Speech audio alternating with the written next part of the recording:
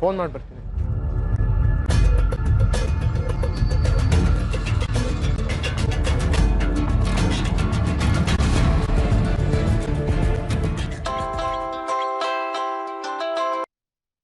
Hello, ಹೇಗಿದ್ದೀರಾ ಸಾಹೇಬ್ರು? ನಮಸ್ಕಾರ. ಯಾರು ಮಾತಾಡ್ತಿರೋದು? ನಿಮಗ್ ತುಂಬಾ ಬೇಕಾದವನು. ನನಗೆ ಬೇಕಾಗಿರೋರು ತುಂಬಾ ಜನ ಇದ್ದಾರೆ. ನೀನ್ ಯಾರು? ನಾನು ನಿಮಗ್ ಬಾಮೈದ ಆಗ್ಬೇಕು. ನನಗೆ ಯಾವ ಭಾವ ಮೈದಾನೂ ಇಲ್ಲ. ನೀನ್ ಯಾರು ಹೇಳು? ಹಾಗೆ ಒಂದ್ 20 ವರ್ಷ ಫ್ಲಾಶ್ ಬ್ಯಾಕ್ ಹೋಗಿ, ಆಗ ನಾನ್ ಯಾರು, ನಮ್ಮ ಅಕ್ಕ ಯಾರು ಎಲ್ಲ ಗೊತ್ತಾಗತ್ತೆ. ನಿಮ್ಮ ಅಕ್ಕನ ಯಾರು ಹೇಳು? 20 ವರ್ಷದಿಂದ ಹೋಗಿ ಯೋಚನೆ ಮಾಡುತ್ತಿದ್ದೆ ಬರಂ. ಅವಾಗ ನೀನು ಮಾಮೂಲಿ ಕಾಂಟ್ರಾಕ್ಟರ್ ಆಗಿದ್ದೆ, ಜ್ಞಾಪಕ ಇದೆಯಾ? ಅವಾಗ ನೀನು ಒಬ್ಳು ಹುಡುಗಿ ಜೊತೆ ಓಡಾಡಿ ಮದ್ವೆ ಆಗ್ತೀನಿ ಅಂತ ಹೇಳಿ ಕೈ ಕೊಟ್ಟೆ. ಅವಳು ನಿಂಗೆ ಒಂದ್ ಮಗು ಕೂಡ ಎತ್ಕೊಟ್ಟು ಸತ್ತೋದ್ಲು. ಅವಳು ತಮ್ಮ ಮಾತಾಡ್ತಿರೋದ್ ಕಣಲೆ. ಅಂದ್ರೆ ನೀನು ವಸುಮತಿ ತಮ್ಮನ? ಹೌದು ಚಿದಂಬರಂ, ನನ್ನನ್ನೇ ಮರ್ತ್ಬಿಟ್ರಲ್ಲ ನೀವು.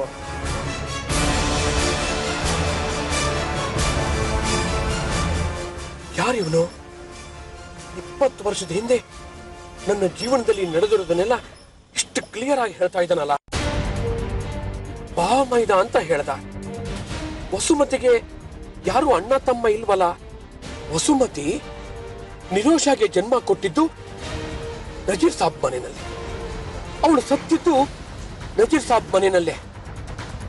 ನನ್ನ 20 ವರ್ಷದ ಫ್ಲಾಶ್ ಬ್ಯಾಕ್ ಸ್ಟೋರಿ ಗೊತ್ತಿರೋದು ಆ ನಜೀರ್ ಸಾಬ್ಗೆ ಮಾತ್ರ. ಹಾಗಾದ್ರೆ ಈಗ ಫೋನ್ ಮಾಡಿದವನು ಯಾರು? ನಜೀರ್ ಸಾಬ್ ಇರಬಹುದಾ? ಖಂಡಿತ ಅವನಲ್ಲ. ಅವನ ವಾಯ್ಸ್ ಹೇಗಿದೆ ಅನ್ನೋದು ನನಗೆ ಚೆನ್ನಾಗಿ ಗೊತ್ತಿದೆ. ಹಾಗಾದ್ರೆ ಈಗ ಫೋನ್ ಮಾಡಿದವನು ಯಾರಿರ್ಬೋದು?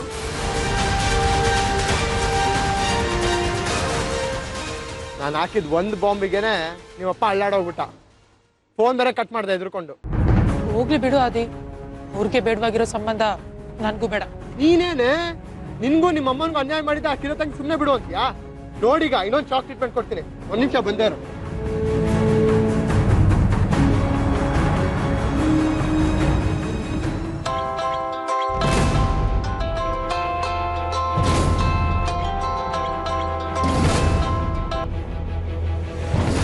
ಯಾರಪ್ಪ ನೀನು?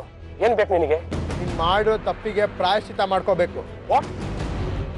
ಏನ್ ತಪ್ಪು? ಯಾವ ಪ್ರಾಯಶ್ಚಿತ? Cool down ಮಾಮು. ನೀನ್ ಸುಮ್ನೆ BP ರೇಸ್ ಮಾಡ್ಕೊಂಡು ನಿನ್ ಹಾರ್ಟ್ ಕೆಲಸ ಮಾಡೋದ್ ನಿಲ್ಸಿದ್ರೆ ಹುಟ್ಟು ಕಟ್ ಸತ್ತಾಗ್ಬಿಡ್ತೀಯ. ನಿನ್ನನ್ನು ನೀನ್ ಬಿಟ್ಟೋಗಿರೋ ಮಗಳನ್ನ ಸೇಸೋವರೆಗೂ ಮಾತ್ರ ನೀನ್ ಬದುಕಿರ್ಬೇಕು. ಆಮೇಲೆ ನಿನ್ ಆಸ್ತಿನೆಲ್ಲ ಅವಳಿಗೆ ಬರ್ಕೊಟ್ಮೇಲೆ ನೀನ್ ಬೇಕಾದ್ರೆ ಟಿಕೆಟ್ ತಗೊಬೋದು.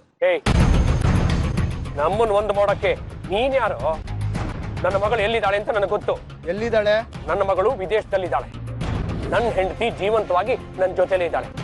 ನೀನ್ ಯಾರಿಗೂ ಫೋನ್ ಮಾಡ್ಬೇಕಾದವನು ನನಗ್ ಫೋನ್ ಮಾಡಿ ತಲೆ ತಿಂತಾ ಇದೆಯಾ? ಫೋನ್ ಕಟ್ ಮಾಡೋ. ಈಗ ಇಡ್ತೀನಿ, ಆದ್ರೆ ಸದ್ಯದಲ್ಲೇ ನಿನ್ ಮುಂದೆ ಪ್ರತ್ಯಕ್ಷ ಆಗ್ತೀನಿ. ನೀನ್ ಬಿಟ್ಟೋಗಿದ್ ಮಗಳ ಸಮೇತ. ನೆನ್ಪಿಟ್ಕೋ, ನೀನಾಗೆ ನೀನು ಅವಳನ್ನ ಮಗಳು ಅಂತ ಒಪ್ಕೊಂಡ್ರೆ ಸರಿ. ಅವಳಿಗೆ ಸೇರ್ಬೇಕಾಗಿರೋ ಆಸ್ತಿನ ಅವಳಿಗೆ ಕೊಟ್ರೆ ಸರಿ. ಇಲ್ಲ ಅಂದ್ರೆ ನಿನ್ ಲೀಲೆಗಳನ್ನ ಜನ ನ್ಯೂಸ್ ಅಲ್ಲಿ ನೋಡಿ ಎಂಜಾಯ್ ಮಾಡ್ಬೇಕಾಗತ್ತೆ.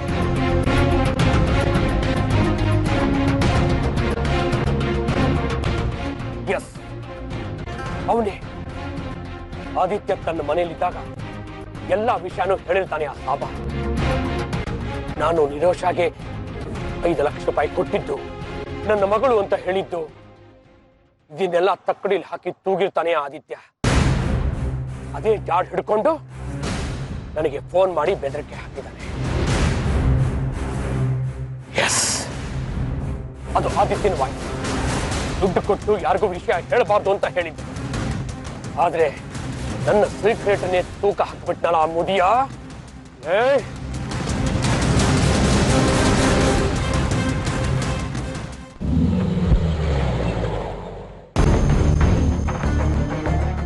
ಸಲಾಂ ಚಾಚಾ. ಸಲಾಂ ಬಾಯ್. ಯಾ ನಿಮ್ದು ಗಾಡಿಗೆ ಪಂಚರ್ ಆಗಿದೆ?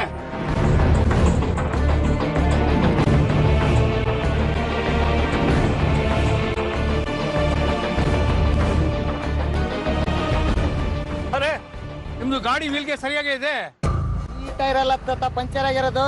ನಮ್ ತೋಟದ ಮನೇಲಿ ಇದೆ ಗಾಡಿ, ಅದು ಪಂಚರ್ ಆಗಿರೋದು. ಅದಕ್ಕೆ ಸ್ಟೆಪ್ನಿ ಇಲ್ಲ. ಇಲ್ಲ ತಾತ, ಅದು ಪಂಚರ್ ಆಗ್ಬಿಟ್ಟಿದೆ. ಅದೇ ಅಲ್ಲ ಯಾಕೋ ಬೈ, ನಾನು ಔಟ್ ಸೈಡ್ಗೆ ಬಂದು ಪಂಚರ್ ಹಾಕಕ್ಕಿಲ್ಲ. ಅದು ವೀಲ್ಗೆ ಎಲ್ಲಿತ್ತೇನೆ, ನಾನು ಇಲ್ಲೇ ಪಂಚರ್ ಹಾಕ್ತೀನಿ. ಚಾಚಾ, ನಟ್ಟು ಬೋಲ್ಟು ಬಿಚ್ಚಕ್ ಇದ್ರೆ ನಾವೇ ವೀಲ್ ತಗೊಂಡ್ಬರ್ತೀವಿ. ನಮಗೆ ಬರಲ್ಲ ಚಾಚಾ. ಒಂದ್ ಅರ್ಧ ಗಂಟೆ ನಮ್ ಜೊತೆ ಬನ್ನಿ, ಒಂದ್ ಪಂಚರ್ಗೆ 250 ರೂಪಾಯಿ ಕೊಡ್ತೀನಿ. ಹ್ಞೂ ಚಾಚಾ, ದಿನ ಎಲ್ಲ ಸಂಪಾದನೆ ಮಾಡಿದ್ರು ನೀವು ಅಷ್ಟು ದುಡಿಯಕ್ಕಾಗಲ್ಲ. ಅರ್ಧ ಗಂಟೆಲಿ ಅಷ್ಟು ಸಂಪಾದನೆ ಮಾಡ್ಬೋದು. ಬನ್ನಿ ಹೋಗೋಣ. ಅಚ್ಚಾ ಬಾಯ್, ನಾನು ದುಕಾನ್ಗೆ ಬೀಗ ಹಾಕೊಂಡು ಬರ್ತೀನಿ. ಇರಿ.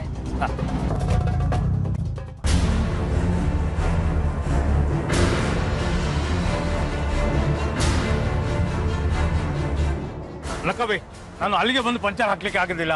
ವೀಲ್ಗೆ ಎಲ್ಲಿ ತಂದು ನಾನು ಪಂಚರ್ ಹಾಕ್ಬೇಕು. ಚಾಚಾ, ಅಷ್ಟೊಂದು ಟೈಮ್ ಇಲ್ಲ ಚಾಚಾ ನಮ್ದು. ಅರ್ಜೆಂಟ್ ಬನ್ನಿ. ಅಲ್ಲ ದುಕಾನ್ಗೆ ಯಾರು ಇಲ್ಲ ಬೈ, ಅಲ್ಲ ದುಕಾನ್ ಯಾರು ಇಲ್ಲ ಬೈ.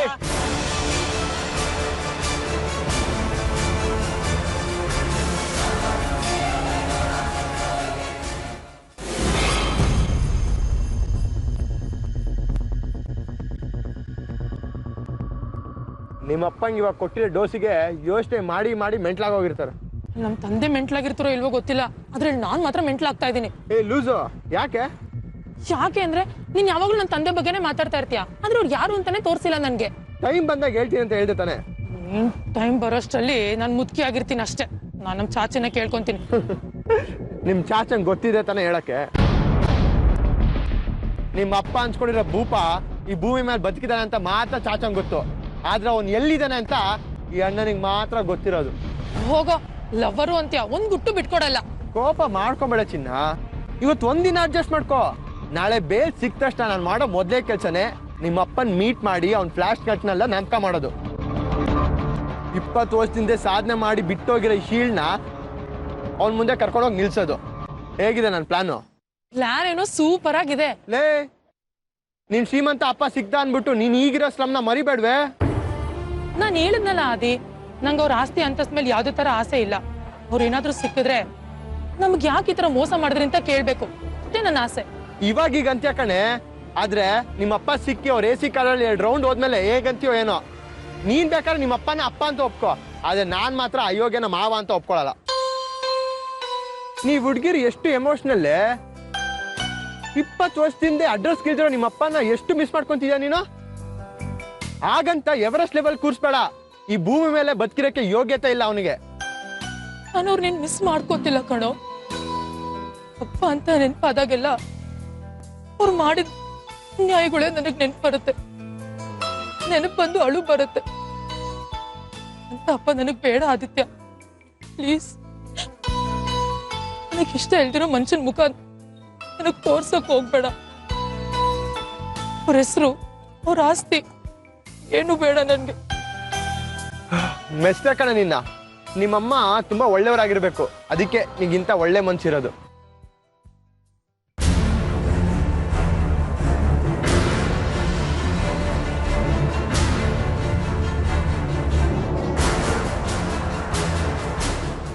ಅಳ್ಬೇಡ ಕಣೆ, ನಾನೆಲ್ಲ ಸರಿ ಮಾಡ್ತೀನಿ. ಫಸ್ಟ್ ಕನ್ವರ್ಸ್ಕೋ.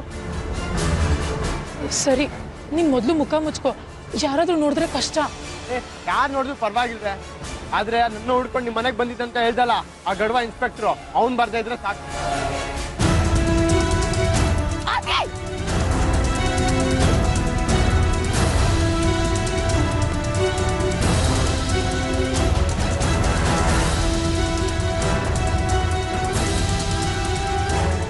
ಏನೋ ಬಚ್ಚ ನನ್ನ ಮಗನೇ, ನನ್ನ ಹತ್ರನೇ ಆಟ ಆಡ್ತೀಯಾ? ನಿನ್ನ ಆಟ ಇವತ್ತಿ ಮುಗೀತು. ನಡಿ.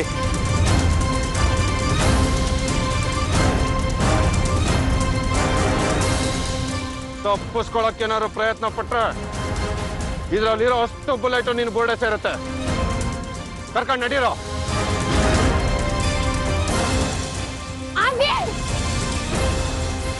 ಹೈ ತಡ್ರ ಅವನ್ನ.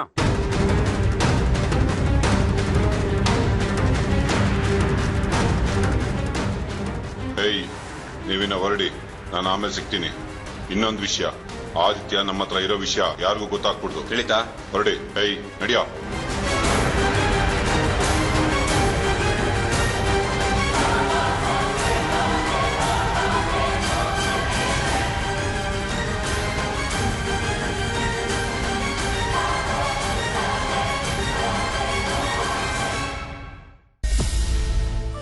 ಪೊಲೀಸ್ನವರಿಂದ ಆದಿ ತಪ್ಪಿಸ್ಕೊಂಡಿದ್ದ. ಅವ್ನ ಫ್ರೆಂಡ್ ಮನೆಗೆ ಹೋಗಿದ್ದಿದ್ರೆ ಸೇಫ್ ಆಗಿರ್ತಿತ್ತು. ನಾನೇ ಅವನ್ನ ಮಾತಾಡ್ಸ್ಕೊಂಡು ನಿಂತ್ಕೊಂಡ್ಬಿಟ್ಟೆ.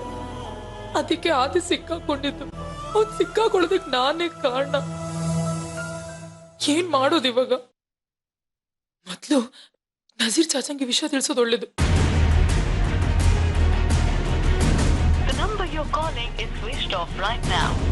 ಚಾಚಾ ಫೋನ್ ಸ್ವಿಚ್ ಆಫ್ ಬರ್ತಿದೆ.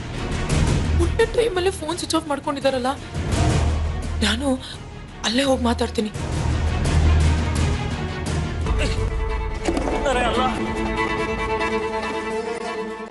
ಬಾಸ್ ಬರೋವರೆಗೂ ಸುಮ್ಮನೆ ಇಲ್ಲೇ ಕುಂತಿರ್ಬೇಕು. ಅರೆ ನಿಮ್ದು ಬಾಸ್ ಯಾರು? ನಮ್ಗೆ ಯಾಕೆ ತೊಂದರೆ ಕೊಡ್ತೀರಿ? ಅಲ್ಲ ಅಲ್ಲ ನಿಮ್ಗೆ ಮಾಫ್ ಮಾಡೋದಿಲ್ಲ. ಜೋರಾಗಿ ಗಾಳಿ ಬಂದ್ರೆ ಬಿದ್ದೋಗೋ ಮರದ ತರ ಇದೆಯಾ? ಸೈಲೆಂಟ್ ಆಗಿ ಕೂತ್ಕೊಂಡಿರ್ಬೇಕು. ಅರೆ ಬಾಯ್, ನಮ್ಗೆ ತುಂಬಾ ಕೆಲಸ ಇದೆ, ನನ್ಗೆ ಹೋಗ್ಬೇಕು, ಬಿಡಿ ನನ್ಗೆ, ಬಿಡಿ.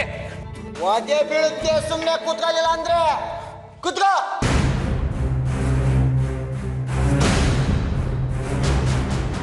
ಈ ಮುದ್ಕಿನ ಮೇಲೆ ಒಂದ್ ನಿಗಾ ಇಟ್ಟಿರೋ. ನಾನು ಹೋಗಿ ಅಣ್ಣನಿಗೆ ಫೋನ್ ಮಾಡಿ ಬರ್ತೀನಿ.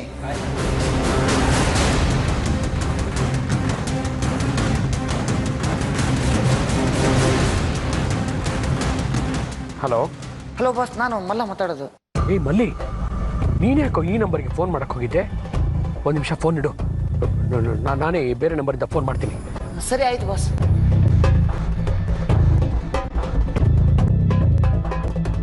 ಹಲೋ, ಹೇಳು ಮಲ್ಲಿ, ಹೋದ ಕೆಲಸ ಏನಾಯ್ತು? Success boss. ಡೀಲ್ ಒಪ್ಕೊಂಡಿರೋ ಪ್ರಕಾರ ಆ ಬುಡ್ಡನ್ನ ನಿಮ್ಮ ತೋಟದ ಮನೆ ತಂದು ಬಿಸಾಡಿದ್ದೀನಿ.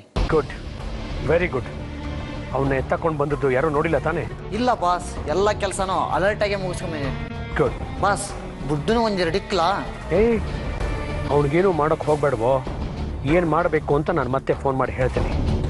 ಓಕೆ, ಆಯ್ತು ಬಾಸ್.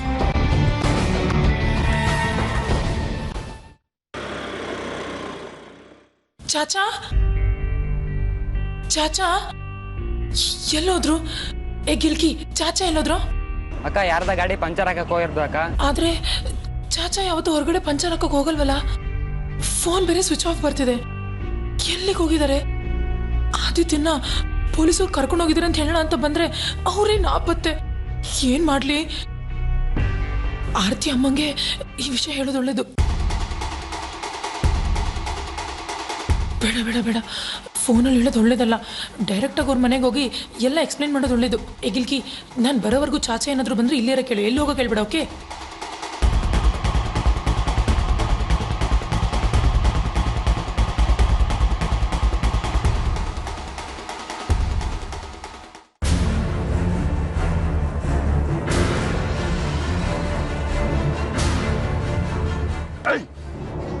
ತಾಕತ್ತಿದ್ರೆ ನನ್ನನ್ನೇ ಹಿಡಿಯಲ್ಲೇ ಅಂತೀಯ? ಎಷ್ಟು ಧೈರ್ಯ ಇರಬೇಕು ನಿನಗೆ? ಸುಮ್ಮನೆ ಕೂತ್ಕೊಂಡ್ರೆ ಸರಿ, ಇಲ್ಲಾಂದ್ರೆ ಇಲ್ಲೇ ಬೆಂಡೆತ್ತು ಬಿಡ್ತೀನಿ ನಿನಗೆ. ನಿನಗೊಂದು ವಿಷಯ ಗೊತ್ತಾ? ನಾನು ಚಿಕ್ಕವನಿದ್ದಾಗಲೂ ನಮ್ಮಮ್ಮ ಈ ರೀತಿನೇ ಹೇಳ್ಬಿಟ್ಟು ಹೊರಗಡೆ ಹೋಗ್ತಿದ್ರು. 5 ವರ್ಷ ಇದ್ದಾಗಲೇ ಎದುರ್ಕೊಳ್ಳಿಲ್ಲ ನಾನು. 25 ವರ್ಷ ಆದ್ಮೇಲೆ ಎದುರ್ಕೊಂತೀನಲ್ಲೇ. ಬುದ್ಧಿ ಇದೆಯಾ ನಿನಗೆ? ಕೈ ಕೋಳ ಬಿದ್ರು ಕೊಬ್ಬು ಕರಗ್ಲಿಲ್ಲ ಅಲ್ಲ ನಿನಗೆ? ಇದೇ ನಿನ್ ತರ ಎಂಜಿಲ್ ತಿಂದು ಬೆಳೆಸ್ಕೊಂಡಿರೋ ಕೊಬ್ಬ, ಹುಟ್ಟಿನಿಂದ ಬಂದಿರೋ ಕೊಬ್ಬು. ಒಂದು ಸಲ ಕೋಳ ಬಿಚ್ ನೋಡೋ, ತಾಕತ್ ಜಾಸ್ತಿ ಯಾರಿಗೆ ಅಂತ ತೋರಿಸ್ತೀನಿ. ಡಿಪಾರ್ಟ್ಮೆಂಟು ನಿನ್ ಭುಜದ ಮೇಲೆ ಸ್ಟಾರ್ ಕೊಟ್ಟಿದೆ, ಅದಕ್ಕೆ ಸುಮ್ಮನೆ ಇದ್ದೀನಿ. ನಿನ್ ಯೂನಿಫಾರ್ಮ್ ಬಿಚ್ಬಿಟ್ಟು 1-on-1 ಬಾರೋ, ತಾಯಿ ಎದೆ ಹಾಲು ಜಾಸ್ತಿ ಯಾರು ಕುಡ್ದಿದ್ದಾರೆ ಅಂತ ತೋರಿಸ್ತೀನಿ. ಇಲ್ಲೇ ಕೂತಿರು, ಆಮೇಲೆ ಬಂದು ತೋರಿಸ್ತೀನಿ ನಾನು ಯಾರು ಅಂತ.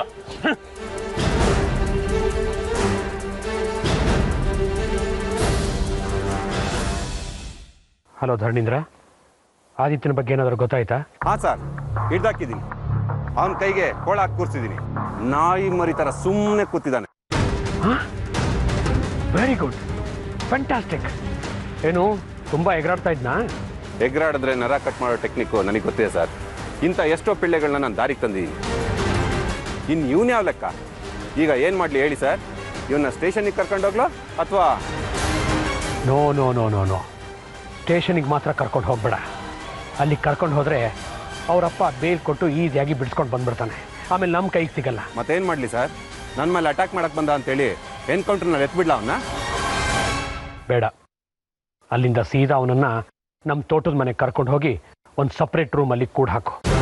ಆಮೇಲೆ ಚೆನ್ನಾಗಿ ವರ್ಕ್ ಮಾಡು ಅಂದ್ರೆ ಗೊತ್ತಲ್ಲ. ವರ್ಕ್ ಮಾಡೋದನ್ನ ಪೊಲೀಸ್ನವ್ರಿಗೆ ಹೇಳ್ಕೊಡ್ಬೇಕಾ ಸರ್?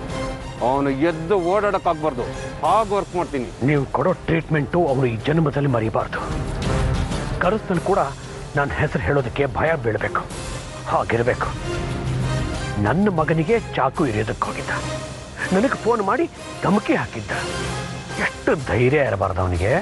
ನೋಡ್ತಾ ಇದ್ದೀವಿ ಸರ್, ಅವನು ವಾಪಸ್ ಹೋಗ್ಬೇಕಾದ್ರೆ ನಡ್ಕೊಂಡು ಹೋಗಿ ಕೂಡ ಆಗ್ಬಾರ್ದು, ಹಾಗೆ ಮಾಡ್ತೀನಿ ಅವನ್ನ. ಸ್ಟೇಷನಿಗೆ ಕರ್ಕೊಂಡು ಹೋಗ್ದೆ ಎಲ್ಲಿ ಕರ್ಕೊಂಡು ಹೋಗ್ತಾ ಇರ ನನ್ನ? ಹೇಳ್ತೀನಿ, ಸುಮ್ಮನೆ ಕೂತ್ಕೋ. ನಡಿಯೋ. ಅಮ್ಮ ಅಮ್ಮ, ಏನಾಯ್ತು ನಿರೋಷ? ಯಾಕೆ ಅಳ್ತಾ ಇದ್ಯಾ? ಏನಾಯ್ತಮ್ಮ? ನಿರೋಷ ಏನಾಯ್ತು? ಯಾಕೆ ಅಳ್ತಿದ್ಯಾ? ಅಮ್ಮ, ಆ ದಿನ ಪೊಲೀಸವ್ರು ಅರೆಸ್ಟ್ ಮಾಡ್ಬಿಟ್ರಮ್ಮ. ಆರ್ಯನೇ ಆ ದಿನ ಅರೆಸ್ಟ್ ಮಾಡಿದ್ದ? ಅವ್ನು ನಿಮ್ಮ ಮನೇಲಿ ಇದ್ದಲ್ಲೇ? ಪೊಲೀಸ್ನವ್ರು ಅಲ್ಲಿಗೂ ಹುಡ್ಕೊಂಡು ಬಂದಿದ್ರಮ್ಮ. ಆರ್ಯಂಗೆ ಗೊತ್ತಾಯ್ತು ಆದಿತ್ಯ ನಿಮ್ಮಲ್ಲಿರೋದು? ಆ ದಿನ ಅರೆಸ್ಟ್ ಮಾಡಿದ ಆರ್ಯ ಅಲ್ಲಮ್ಮ, ಬೇರೆ ಇನ್ಸ್ಪೆಕ್ಟರ್. ಅಮ್ಮ, ಆ ದಿನ ಕೇಳ್ಕೊಂಡು ನನ್ನ ಇನ್ಸ್ಪೆಕ್ಟರ್ ಬಂದಿದ್ರಲ್ಲ, ಅವರೇ ಅರೆಸ್ಟ್ ಮಾಡಿರ್ಬೇಕು. ನೋಡೋದಕ್ಕೆ ತುಂಬಾ ಕೋಪಿಷ್ಟ್ರ ತರ ಕಾಣಿಸ್ತಿದ್ರು. ಅದಕ್ಕೆ ಹೊಡೆದು ಬಡ್ದು ಏನಾದ್ರೂ ತೊಂದರೆ ಕೊಟ್ಟಿದ್ರೆ? ಸಾಕ್ಷಿ, ಸ್ವಲ್ಪ ಸುಮ್ಮನೆ ಇದೆ ನೀನು. ನಿಮ್ಮಮ್ಮ ಮೊದಲೇ ಹೆದರ್ಕೊಂಡಿದ್ದಾಳೆ, ನೀನು ಅವಳಿಗೆ ಇನ್ನಷ್ಟು ಗಾಬರಿ ಮಾಡ್ತಾ ಇದ್ಯಾ. ಅಮ್ಮ, ಅಳ್ಬೇಡಿ ಪ್ಲೀಸ್. ಸಮಾಧಾನ ಮಾಡ್ಕೊಳ್ಳಿ ಆರ್ತಿ. ಏನಂತ ಸಮಾಧಾನ ಮಾಡ್ಕೊಳ್ಳಿಮ್ಮ? ರಂಜಿತ್ ಕೊಲೆಯಿಂದ ಬಚಾವಾದ್ಮೇಲೆ ತಿಳಿ ಸುಧಾರಿಸ್ಕೊತಾ ಇದ್ದೆ. ಈಗ ನೋಡಿದ್ರೆ ಇನ್ನೊಂದು ಕೇಸ್ ತಲೆ ಮೇಲೆ ಇಟ್ಕೊಂಡಿದ್ದಾನೆ. ನನ್ನ ಹೊಟ್ಟೆಲಿ ಯಾಕಾದ್ರೂ ಹುಟ್ಟಿದ್ದು? ಯಾರ್ಯಾರ್ದು ಜೀವ ತೆಗೆಯಬಹುದು, ನನ್ನ ಜೀವನ ತೆಗೆದ್ರೆ ಚೆನ್ನಾಗಿರ್ತಾ ಇತ್ತು. ಹಾಗೆಲ್ಲ ಮಾತಾಡಬಾರ್ದು ಕಡೆ. ಈಗ ಅವನ್ನ ಮೊದಲು ಹೇಗೆ ಬಿಡಿಸ್ಕೋಬೇಕು ಅನ್ನೋದ್ರ ಬಗ್ಗೆ ನಾವು ಯೋಚನೆ ಮಾಡಬೇಕು. ಹೌದಮ್ಮ, ನೀವು ಸಮಾಧಾನ ಮಾಡ್ಕೊಳ್ಳಿ. ನನ್ನ ಡ್ಯಾಡಿಗೆ ಈಗಲೇ ಫೋನ್ ಮಾಡ್ತೀನಿ, ಅವ್ರು ಖಂಡಿತ ಏನಾದರೂ ಐಡಿಯಾ ಕೊಡ್ತಾರೆ. ಹೇಳು ಸಾಕ್ಷಿ. ಹಲೋ ಡ್ಯಾಡ್, ಆದಿ ವಿಷಯದಲ್ಲಿ ಒಂದು ಪ್ರಾಬ್ಲಮ್ ಆಗಿದೆ. ಪೊಲೀಸ್ ಮತ್ತೆ ಅವನ್ನ ಅರೆಸ್ಟ್ ಮಾಡಿದ್ದಾರೆ. ಹೌದಾ? ಛೇ, ನಾನು ಇಲ್ಲೇ ಇರುವಂತ ಅವನಿಗೆ ಎಷ್ಟು ಕೇಳ್ಕೊಂಡೆ. ನನ್ನ ಮಾತು ಕೇಳ್ದೆ ಈಗ ಹೋಗಿ ಸಿಗಾಕೊಂಡ. ಆರ್ತಿಯವ್ರಿಗೆ ಫೋನ್ ಕೊಡು. ತಗೊಳ್ಳಿ ಅಮ್ಮ. ಹಲೋ. ಆದಿತ್ಯನ ಅರೆಸ್ಟ್ ಮಾಡಿದಾಳೆ ಅಂತ ಸಾಕ್ಷಿ ಹೇಳಿದ್ಲು. ಹೇಗೆ ಗೊತ್ತಾಯ್ತು ಈ ವಿಷಯ? ನಿರೋಷ ಬಂದು ಹೇಳಿದ್ಲು. ಇನ್ನು ಒಂದು ದಿವಸ ನನ್ನ ಮಾತು ಕೇಳಿದ್ದಿದ್ರೆ ನಾನು ಅವನಿಗೆ ಬೇಲ್ ಕೊಡಿಸ್ತಿದ್ದೆ. ಅಷ್ಟೆಲ್ಲ ಹೀಗಾಯ್ತು. ಯಾವ ಇನ್ಸ್ಪೆಕ್ಟರ್ ಅರೆಸ್ಟ್ ಮಾಡಿದ್ದು, ಯಾವ ಸ್ಟೇಷನ್ ಅಂತ ಏನಾದರೂ ಗೊತ್ತಾಯ್ತಾ? ಇಲ್ಲ ಸೂರ್ಯ ಅವರೇ, ಕಮಿಷನರಿಗೆ ಫೋನ್ ಮಾಡಿ ಕೇಳಿದ್ರೆ ಗೊತ್ತಾಗ್ಬೋದೇನು? ಎಷ್ಟು ಸಲ ಅಂತ ನಾನು ಅವ್ರಿಗೆ ಫೋನ್ ಮಾಡಿ ಕೇಳಿ ಆರ್ತಿಯವ್ರೆ. ನನ್ನ ಬಗ್ಗೆ ನನಗೆ ಬೇಸರ ಆಗುತ್ತೆ.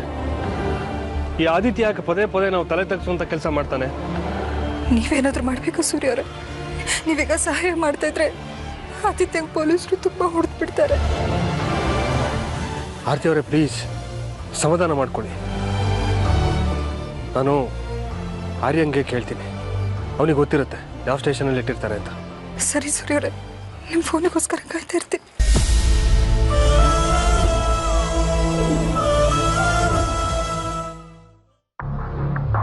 ಪೊಲೀಸ್ನವರು ವಿಚಾರಣೆ ಮಾಡಿದಾಗ ನಿಮ್ಮ ಹೆಸರು ಹೇಳ್ಬಾರ್ದು ಅಂತ ಅರ್ಪಿತಿಗೆ ಹೇಳಿದ್ರೆ ಡ್ಯಾಡ್, ಅವಳು ಒಪ್ಕೊಂಡ್ಲಾ?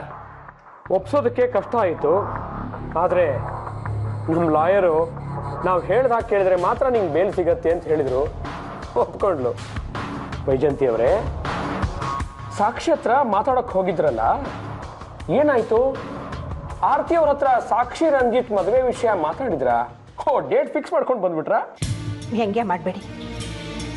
ನಿಮ್ಮ ಹಾಗೆ ಸಾಕ್ಷಿ ಮತ್ತು ರಂಜಿತ್ ಮದುವೆನ ಮಾಡಲೇಬೇಕು ಅನ್ನೋ ಹಠ ನನಗಿಲ್ಲದೆ ಇದ್ರು, ಸಾಕ್ಷಿ ನನ್ನ ಸೊಸೆ ಆಗಬೇಕು ಅನ್ನೋ ಆಸೆ ನನಗೂ ಇದೆ. ಆದರೆ ಹೊರಡಕ್ಕೆ ಮುಂಚೆನೇ ನೀವು ಅಪಶಕ್ನ ಮಾತಾಡಿದ್ರಿ. ಹೋದ ಕೆಲಸ ಆಗಲಿಲ್ಲ. ನಾವು ಸಾಕ್ಷಿ ರಂಜಿತ್ ಮದುವೆ ವಿಷಯನ ಮರೆತು ಮುಂದೆ ಹೋಗೋದೇ ಒಳ್ಳೇದು. ಯಾವುದು ಒಳ್ಳೇದು ಯಾವುದು ಕೆಟ್ಟದ್ದು ಅಂತ ಡಿಸೈಡ್ ಮಾಡೋದಕ್ಕೆ ಅವ್ರ ಅಪ್ಪ ಆದವನು ನಾನು ಇಲ್ಲಿದ್ದೀನಿ. ನೀನು ನಿನ್ನ ಕೆಲಸ ಮಾಡ್ಕೊಂಡಿದ್ರೆ ಸಾಕು. ಹೊರಡು. ಸಾಕ್ಷಿ ನನ್ನ ಮೇಲೆ ಕೋಪ ಮಾಡ್ಕೊಂಡ್ಲು. ಎಲ್ಲ ನಿಮ್ಮಿಷ್ಟದ ಪ್ರಕಾರನೇ ನಡೀತಿದೆ ಅಂತ ಕೇಳಿ ತುಂಬ ಸಂತೋಷ ಆಗ್ತಿರ್ಬೇಕಲ್ವ ಡ್ಯಾಡ್ ನಿಮಗೆ? ಖಂಡಿತ ಇಲ್ಲ ಮಗನೇ, ನೀನು ನನ್ನನ್ನು ಅರ್ಥ ಮಾಡ್ಕೊಂಡಿಲ್ಲ. ಸಾಕ್ಷಿ ನಮ್ಮ ಮನೆಗೆ ಸೊಸೆಯಾಗಿ ಬರೋದು ಖಂಡಿತ ನನಗೆ ಇಷ್ಟ ಇಲ್ಲ. ಆದರೆ ನೀನು ಅವಳನ್ನ ಇಷ್ಟಪಟ್ಟಿದೀಯ, ನಿನ್ನ ಇಷ್ಟಕ್ಕೆ ನಾನು ಅಪೋಸ್ ಮಾಡೋದಿಲ್ಲ. ನಿನಗೋಸ್ಕರ ಅವಳನ್ನ ನಾನು ಒಪ್ಕೋತೀನಿ ಕಣೋ. It's too late dad. ನನ್ನ ಸಾಕ್ಷಿ ಮದುವೆ ಅವ್ರ ಮನೇಲಿ ಯಾರಿಗೂ ಇಷ್ಟ ಇಲ್ಲ.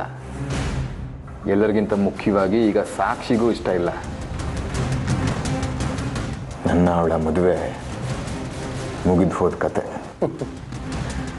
ಡೋಂಟ್ ವರಿ ಮಗನೇ, ಧೈರ್ಯ ಕಳ್ಕೊಬೇಡ. ನಿನ್ನ ಸಾಕ್ಷಿ ಮದುವೆ ಖಂಡಿತ ಆಗತ್ತೆ, ಆದಷ್ಟು ಬೇಗ ಆಗತ್ತೆ. ನಾನು ತೆರೆಮರೆಯಲ್ಲಿ ನಿಂತ್ಕೊಂಡು ನಿಮ್ಮ ಮದುವೆ ಮಾಡಿಸ್ತೀನಿ. ಆದರೆ ಹೇಗೆ ಸಾಧ್ಯ ಡ್ಯಾಡ್? ಆ ಸೂರ್ಯ ಹೇಗೆ ಅಂದು ಕಳಿಸಿದಾನೆ ಅಂತ ಅಮ್ಮ ಹೇಳಿದ್ ಕೇಳಿದ್ರಲ್ಲ, ಆ ಸೂರ್ಯನಿಗೆ ಮುಂಚೆಯಿಂದನೂ ನಾನು ಕಂಡ್ರೆ ಆಗ್ತಿರ್ಲಿಲ್ಲ, ಈಗ ಸಾಕ್ಷಿಗೂ ಆಗ್ತಿಲ್ಲ. ಆದರೆ ಆದಿತ್ಯನ ಕಂಡ್ರೆ ಅವ್ರ ಮನೆಯಲ್ಲಿ ಎಲ್ರಿಗೂ ಇಷ್ಟ ಅಲ್ವಾ?